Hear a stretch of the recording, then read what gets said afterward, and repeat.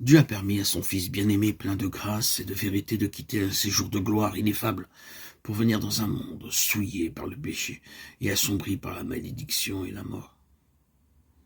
Il a consenti à le voir quitter le sein du Père et l'adoration des anges pour venir souffrir l'opprobre, les injures, l'humiliation, la haine et la mort. C'est pour nous racheter que Jésus a vécu, a souffert, est mort. Il est devenu homme de douleur afin de nous faire participer à la joie éternelle.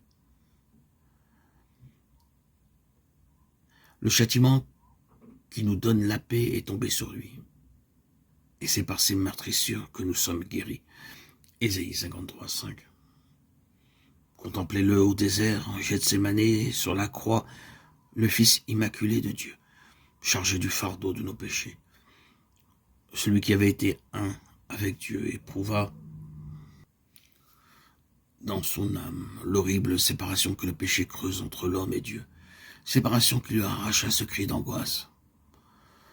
Mon Dieu, pourquoi m'as-tu abandonné? Matthieu 27, 46. C'est le fardeau du péché, le sentiment de son énormité qui brisèrent le cœur du Fils de Dieu.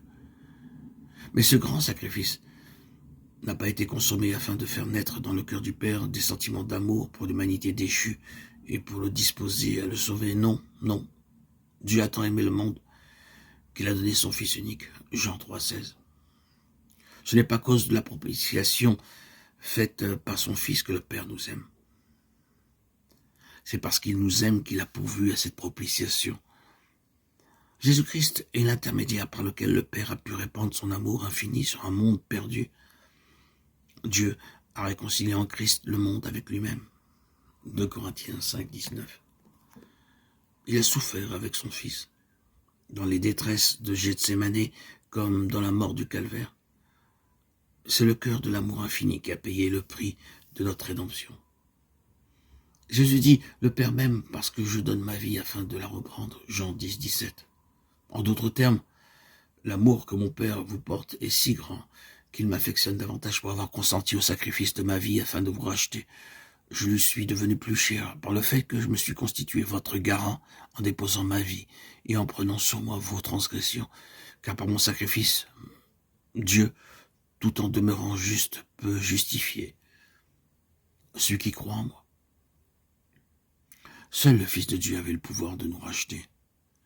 Seul celui qui était dans le sein du Père pouvait le faire connaître. Seul un être connaissant la hauteur et la profondeur de l'amour de Dieu pouvait les révéler. Il n'a fallu rien de moins que le sacrifice infini consommé par Jésus-Christ en faveur de l'homme perdu pour exprimer l'amour du Père envers l'humanité déchue.